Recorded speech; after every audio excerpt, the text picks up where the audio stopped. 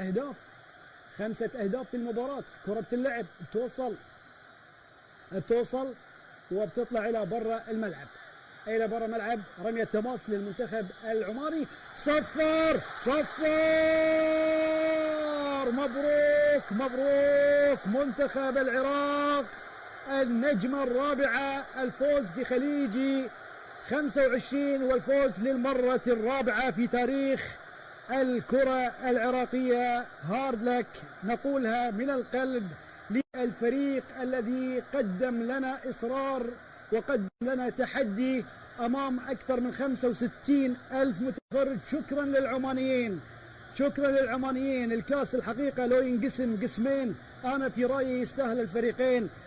ألف مبروك. إذن أيها الأحبة، مع إثارة أحداث هذا اللقاء وراح نستمر معاكم بالتتويج، ولكن أكيد هناك كلام كثير راح يقوله في التحليل. لدينا زميل حامد الشمري وضيوفه الكباتن علي العليوة وفهد الأنصاري، وأيضا لدينا الخبير التحكيمي علي طالب. مع هذه اللقطات نعود إليك الزميل حامد الشمري، تفضل.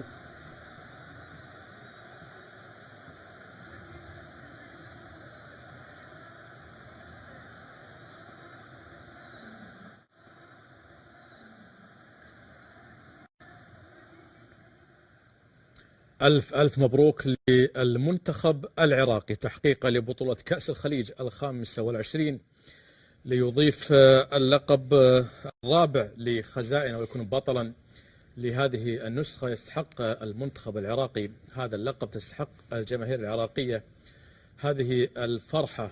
توجت بفوز مستحق. وكما نتابع وياكم مشاهدينا الكرام أهداف اللقاء، وكانت البداية مع المنتخب العراقي طبعا عن طريق إبراهيم بايش في الدقيقة 24، وأيضا يعادل المنتخب العماني عن طريق صلاح اليحيائي من ركلة جزاء، طبعا يكون هناك التعادل الإيجابي بهدف لكلا الفريقين. إلا أن المباراة اتجهت للأشواط الإضافية، يسجل المنتخب العراقي عن طريق أمجد عطوان من ركلة جزاء يتقدم بها المنتخب العراقي. إلا أن المنتخب العماني كان ند قوي للدقائق الأخيرة، وقدر أن يعني مثل ما نتابع مشاهدينا الكرام تسجيل الهدف عن طريق عمر محمد. لكن المنتخب العراقي لم يرفع الراية، واستطاع أن يسجل هدف عندما كانت المباراة ترفض أنفاسها الأخيرة.